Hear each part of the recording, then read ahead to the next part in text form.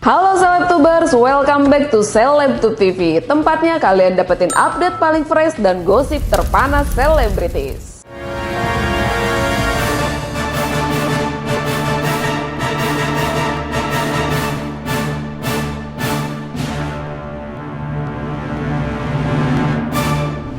Dunia maya lagi-lagi digegerkan dengan berita panas. Ya, berita kali ini datang dari tiktokers Yoke dan Fitri Sahutero. Netizen pun semakin heboh ketika tahu bahwa Yoke ditangkap di Bali. Nah, seperti apa kronologis penangkapan Yoke di Bali dan bagaimana reaksi dari Fitri Sahutero sebagai pelapor? Dunia jagat maya kembali dihebohkan dengan kabar penangkapan tiktokers bernama Yoke. Seleb TikTok yang kini menetap di Amerika itu ditangkap di Bali oleh tim Cyber Mabes Polri. Usut punya usut nih guys, ternyata penangkapan ini dilakukan atas laporan Fitri Sahutero terkait dugaan pencemaran nama baik dan pelanggaran Undang-Undang ITE. Kabar ini pertama kali disampaikan oleh sahabat Yoke, yakni tiktokers Yolo Ine, yang bahkan sempat merekam percakapannya dengan Yoke saat ditangkap. Dalam rekaman tersebut, Yoke mengaku diamankan oleh 5 hingga 6 polisi dan kini berada di Cyber Mabes Polri. Kok jadi Yolo sih? Yoke yang ketangkep Yoke. Gua alhamdulillah baik-baik aja guys. Yoke yang ketangkep 2 hari yang lalu. Sekarang orangnya ada di Cyber Mabes. Jadi sekali lagi yang ketangkep itu Yoke, bukan Yolo ya. Kok gua tahu? Ya iyalah. Dia pasti tangkap telepon gua. Lu itu dilaporin. Dilaporin Fitri, UITE, pencemaran nama baik. Oke. Tanggal 11 Februari nih LP-nya. Sekarang gua langsung diciduk. Sekarang udah sama polisi loh. Udah 5-6 orang. Gua kan teroris anjir. Sekarang nih. Iya, 6 orang. Gua lagi boker. Anjing. Gua cari siapa aja yang bisa bantu gua dulu, ngerti gak sih? Masalahnya berat sih Cong. Lu kan gua diingetin juga kan dari dulu Cong. Aduh. Gua gak ngerti nih kenapa belum dirilis nih si Yoke nih ya. Bonyok gua rasa. Kalau Yoke tuh ya gue tuh udah bosen gue nasihatin dia beneran deh. Kadang-kadang suka offside itu anak. Namun begitu guys, netizen pun segera bertanya-tanya, mengapa Yolo merekam percakapan tersebut? Bahkan tak sedikit pula yang menuding Yolo sebagai cepu yang membuat Yoke berhasil diciduk polisi. Tak ingin dituding macam-macam nih guys, Yolo buru-buru menjelaskan bahwa ia hanya ingin memberikan kronologi yang jelas kepada publik. Ia juga mengungkapkan bahwa dirinya sudah berulang kali mengingatkan Yoke untuk fokus pada satu orang dalam konfliknya tanpa menyeret pihak lain ke dalam masalah. Jadi gue lagi digoreng nih, katanya gue cepu karena gue ngerekam pembicaraan gue sama Yoke pas ditangkap. Nih, gue kasih tahu ya. Kalau misalnya mau bicara cepu segala macam lah, gue sendiri nggak tahu dia ke Indonesia. Yang harus diketahui adalah siapa nih yang mengarahkan Yoke dalam kondisi seperti ini untuk Indonesia. Tapi seru loh ternyata deket ya sama Panda ya. Nggak nyangka deh jadi buzzer SS. Kalau kalian mau tahu kenapa gue rekam pembicaraan gue sama Yoke saat gue ditangkap, biar orang pada tahu kronologinya seperti apa ya Yoke ditangkap. Dan gue juga sudah mengingatkan Yoke, lo kalau misalnya mau serang seseorang, udah satu orang itu aja, nggak usah bawa-bawa Pak KM ya.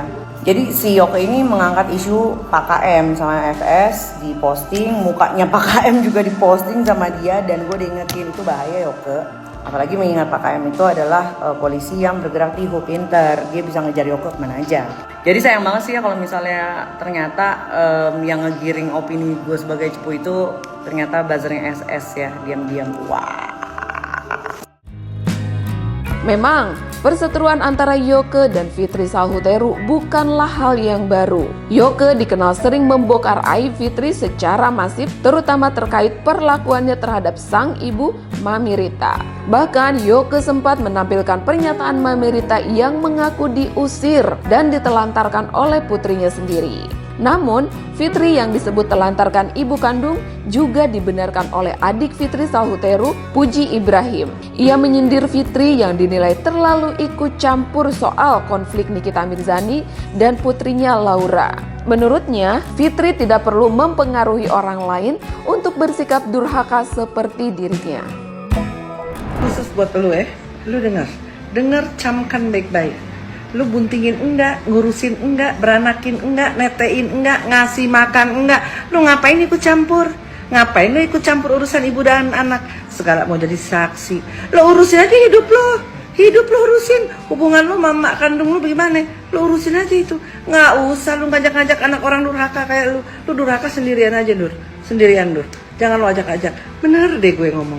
Jangan lu ajak-ajak anak orang. Lu camkan nih omongan gue. Lu baik-baik lu. Lu pikirin, jangan enggak. Saat dikonfirmasi, Fitri Sauhuteru membenarkan bahwa Yoke ditangkap atas laporan polisi yang dibuatnya. Ia mengungkapkan bahwa selama hampir 5 tahun dirinya menjadi sasaran bully Yoke. Bahkan bukan hanya dirinya yang terdampak, tetapi juga sang anak yang sampai harus berkonsultasi dengan psikolog akibat efek bulian tersebut. Kini, menurut Fitri, sudah waktunya Yoke mendapat pelajaran atas segala perbuatannya. Kayak ada yang sesuatu udah terwujud atau tercapai, apa sih Kak kalau boleh tahu? Nah, kalau seumur hidup aku alhamdulillah bulan puasa ini lancar, puasa aku sehat, keluarga aku sehat. Ya mungkin lebih ke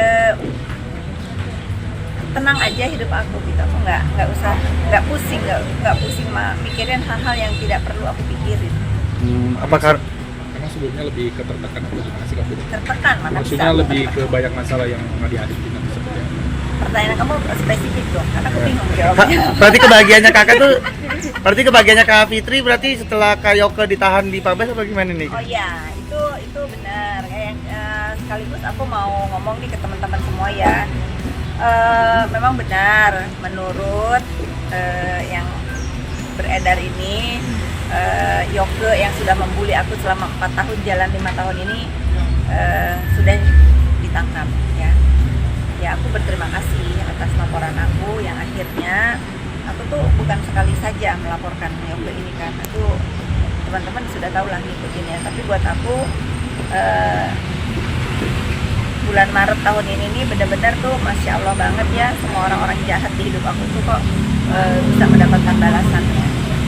Triggernya apa sih? Mungkin Pak, akhirnya kemarin melaporkan lagi di Februari lalu. Ya sebetulnya aku melaporkan itu udah lama ya, dan aku tuh bukan satu laporan, aku pun ada laporan di Tangsel. Ada 2 laporan buat saudara Yoke.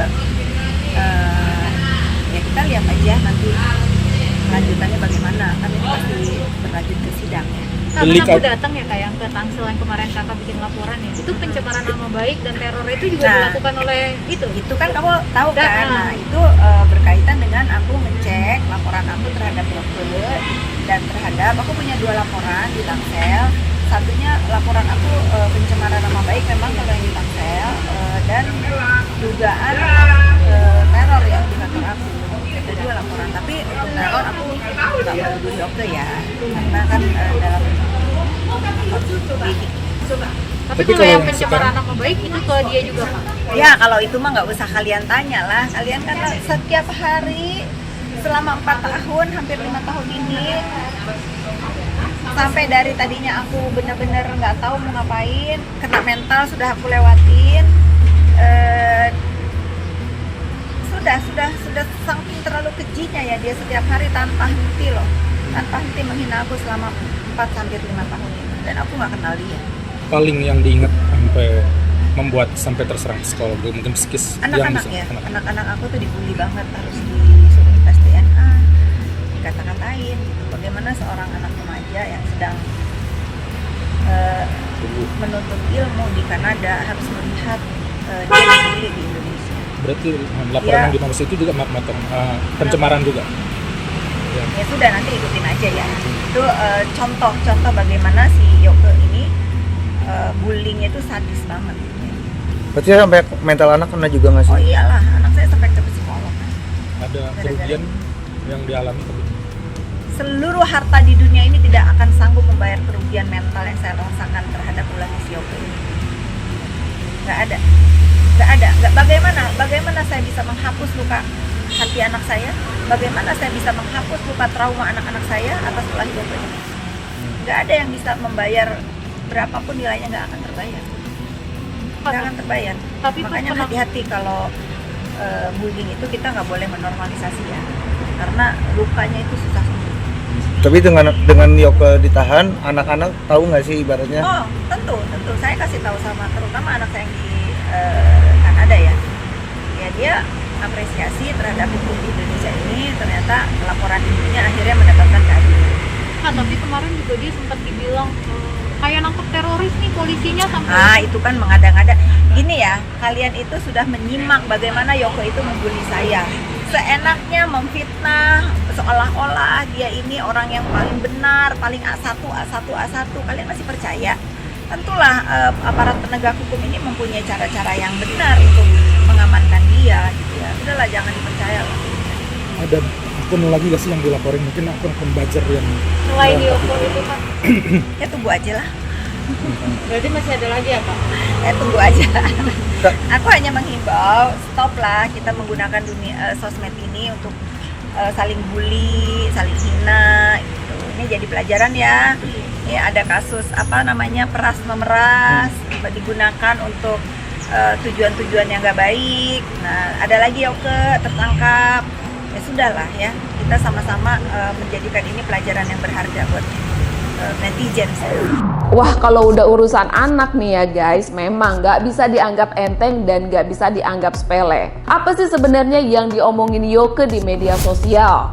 Benarkah Yoke mempunyai bukti kuat tentang masa lalunya Fitri Sahutero? Yang konon katanya dia mendapatkan kekayaannya itu dari mantan istri suaminya Chen Chen. Nah, seperti apa faktanya? Ini dia liputannya, check it out. Dalam sebuah video viral, TikTokers Yoke menyebutkan bahwa Fitri awalnya bekerja sebagai wanita malam hingga akhirnya bertemu dengan Chen Chen Kurniawan di Bali. Bahkan ada klaim bahwa Fitri hamil duluan sebelum menikah dengan Chen Chen yang saat itu masih berstatus suami orang. Yoke juga mengungkap dugaan perebutan harta gonogini antara Chen Chen dan istri sebelumnya yang disebut-sebut melibatkan Fitri. Klaim-klaim ini tentu membuat publik semakin penasaran ya guys dengan kebenaran di balik masa lalu Fitri Sahutero. Namun begitu nih guys, sampai berita ini diturunkan, Fitri Sahutero belum memberikan klarifikasi terkait isu ini. Fitri ini sombong. Fitri itu awalnya lontong Lampung ya. Jadi dia nggak berhasil kawinin Kobudi. Tapi ntar dulu kalian bingung nggak? Di Bali dulu aja ya. Yang sekarang dulu aja, yang flashback terlalu jauh soalnya terlalu lama nanti. Jadi si Fitri ini ketemu Chen Chen di Bali, dia udah nikah sama Arafah. Dia udah bingung juga karena Arafah di penjara, guys. Arafah di penjara karena kasus penipuannya Fitri. Jadi Fitri itu punya PT namanya Nakei ya. Dan itu adalah PT-nya Arafah.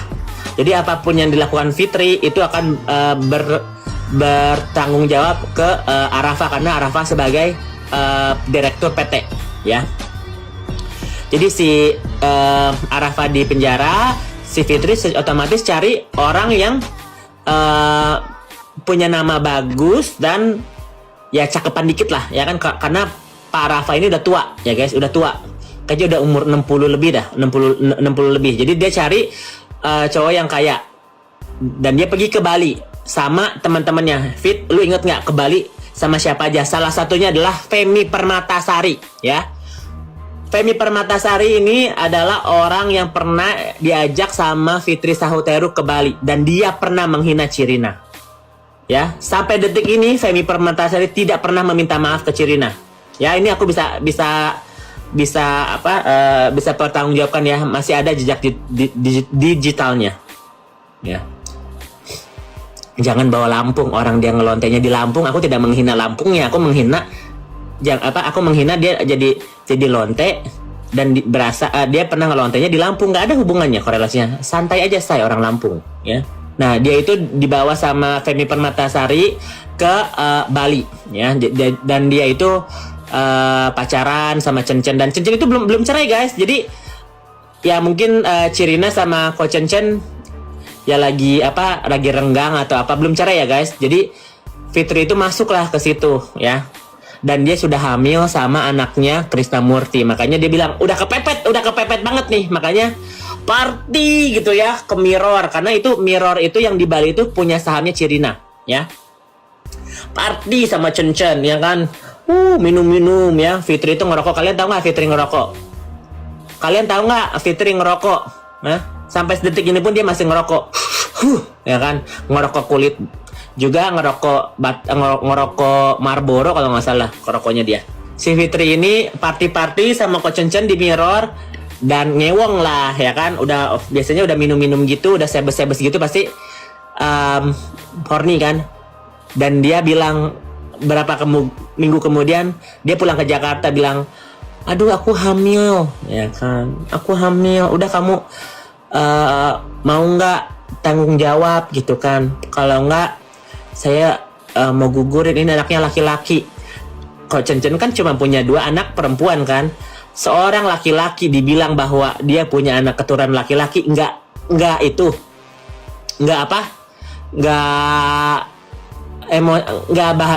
bangga gitu ya. Wah, aku punya keturunan laki-laki gitu kan. Gitu loh. Dan dia udah renggang sama Cirina juga. Ya udahlah, aku ke Jakarta aja gitu kan. Gonogini, ya kan?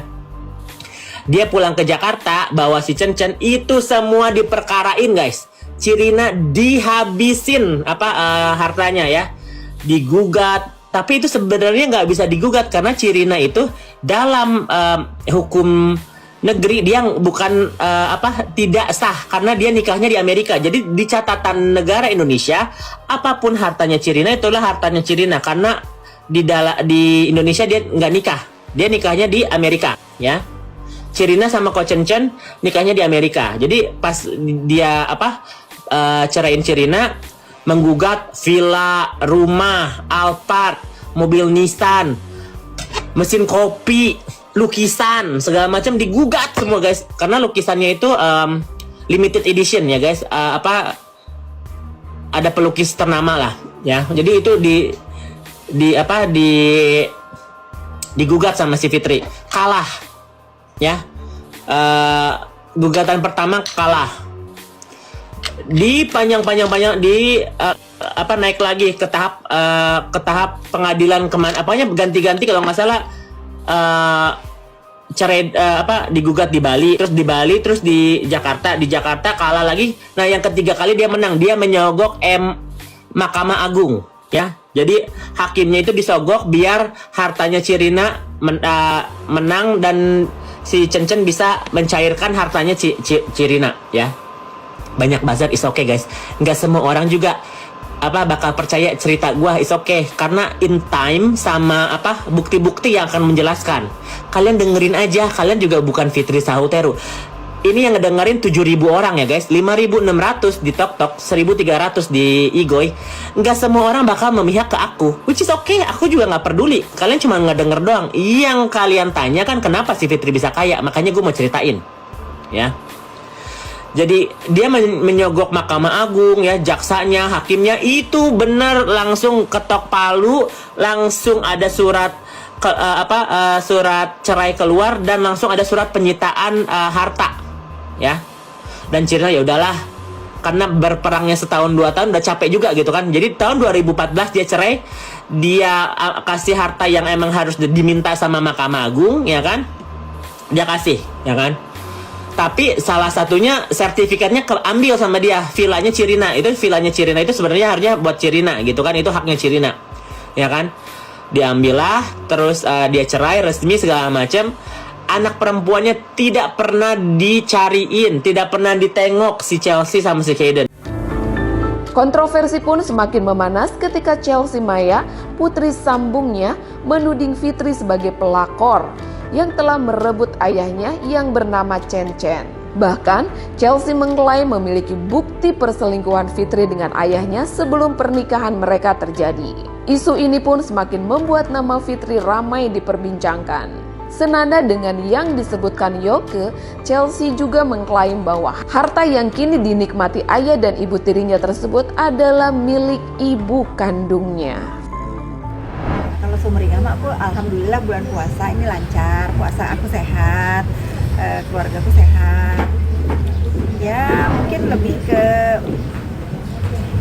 tenang aja hidup aku gitu. Aku nggak usah nggak pusing mikirin hal-hal yang tidak perlu aku pikirin. Apakah Emang sebelumnya lebih ke tertekan atau gimana sih Kak Fitri? Tertekan mana Maksudnya bisa lebih ke banyak masalah yang nggak dihadapin yang seperti apa? pertanyaan kamu spesifik dong karena aku bingung jawabnya. berarti kebahagiaannya Kak Fitri berarti setelah Kak Yoke ditahan di Pabes apa gimana nih? Oh iya, itu benar. Kayak sekaligus aku mau ngomong nih ke teman-teman semua ya. Memang benar menurut yang beredar ini Yoke yang sudah membuli aku selama 4 tahun jalan 5 tahun ini sudah ditangkap ya. Ya aku berterima kasih atas laporan aku yang akhirnya aku tuh bukan sekali saja melaporkan Yoke ini kan. Aku teman-teman sudah tahu lah ngikutin ya, tapi buat aku bulan Maret tahun ini nih benar-benar tuh Masya Allah banget ya, semua orang-orang jahat di hidup aku tuh kok bisa mendapatkan balasannya. Triggernya apa sih mungkin Kak? Akhirnya kemarin melaporkan lagi di Februari lalu. Ya sebetulnya aku melaporkan itu udah lama ya, dan aku tuh bukan satu laporan, aku pun ada laporan di Tangsel. Ada 2 laporan buat saudara Yoke. Ya kita lihat aja nanti lanjutannya bagaimana, kan ini pasti berlanjut ke sidang ya. Karena aku datang ya Kak yang ke Tangsel yang kemarin Kakak bikin laporan ya, itu pencemaran nama baik dan teror itu juga dilakukan oleh itu kan kamu tahu kan. Nah itu berkaitan dengan aku ngecek laporan aku terhadap Yoke dan terhadap aku punya 2 laporan di Tangsel. Satunya laporan aku pencemaran nama baik memang kalau yang di Tangsel dan dugaan teror ya di kantor aku. Ada 2 laporan, tapi untuk teror aku nggak menuduh Yoke ya, karena kan dalam politik. Tapi kalau yang pencemaran nama baik itu ke dia juga Pak? Ya kalau itu mah nggak usah kalian tanya lah, kalian kan setiap hari selama 4 tahun, hampir 5 tahun ini, sampai dari tadinya aku bener-bener nggak tahu mau ngapain, kena mental sudah aku lewatin, sudah saking terlalu kejinya ya dia setiap hari tanpa henti menghina aku selama 4 sampai 5 tahun ini, dan aku nggak kenal dia. Paling yang diingat sampai membuat sampai terserang sekolah, mungkin psikis yang Anak-anak bisa ya, anak-anak aku tuh dibully banget, harus disuruh tes DNA, dikata-katain gitu. Bagaimana seorang anak remaja yang sedang menuntut ilmu di Kanada harus melihat dia dibully di Indonesia. Berarti laporan yang di Mabes itu juga pencemaran juga. Ya sudah, nanti ikutin aja ya. Itu contoh bagaimana si Yoke ini bullyingnya itu sadis banget. Berarti sampai mental anak kena juga nggak sih? Oh iyalah, anak saya sampai ke psikolog kan. Ada kerugian yang dialami ke Seluruh harta di dunia ini tidak akan sanggup membayar kerugian mental yang saya rasakan terhadap ulah si Yoke ini. Nggak ada. Bagaimana saya bisa menghapus luka hati anak saya? Bagaimana saya bisa menghapus luka trauma anak-anak saya atas ulah Yoke ini? Nggak ada yang bisa membayar, berapapun nilainya nggak akan terbayar. Nggak akan terbayar. Tapi makanya hati-hati kalau bullying itu kita nggak boleh menormalisasi ya, karena lukanya itu susah sembuh. Tapi dengan Yoke ditahan, anak-anak tahu nggak sih ibaratnya? Oh tentu saya kasih tahu sama terutama anak saya yang di Kanada ya. Ya dia apresiasi terhadap hukum di Indonesia ini, ternyata laporan ibunya akhirnya mendapatkan keadilan. Tapi kemarin juga dia sempat dibilang kayak nangkep teroris nih polisinya sampai. Itu kan mengada-ngada. Gini ya, kalian itu sudah menyimak bagaimana Yoke itu membuli saya. Seenaknya memfitnah, seolah-olah dia ini orang yang paling benar, paling A1. Kalian masih percaya? Tentulah aparat penegak hukum ini mempunyai cara-cara yang benar untuk mengamankan dia gitu ya. Udahlah, jangan dipercaya lah. Ada akun lagi gak sih yang dilaporin, mungkin akun buzzer yang Selain Yoke itu Pak? Ya tunggu aja lah. Berarti masih ada lagi ya Pak? Ya tunggu aja. Aku hanya menghimbau, stop lah kita menggunakan dunia sosmed ini untuk saling bully, saling hina gitu. Ini jadi pelajaran ya. Ini ada kasus peras memeras digunakan untuk tujuan-tujuan yang gak baik. Nah ada lagi Yoke tertangkap ya sudahlah ya, kita sama-sama menjadikan ini pelajaran yang berharga buat netizen. Dugaan hamil duluan, perebutan harta gonogini, dan perselingkuhan sebelum pernikahan membuat nama Fitri Sahutero semakin ramai menjadi perbincangan di media sosial.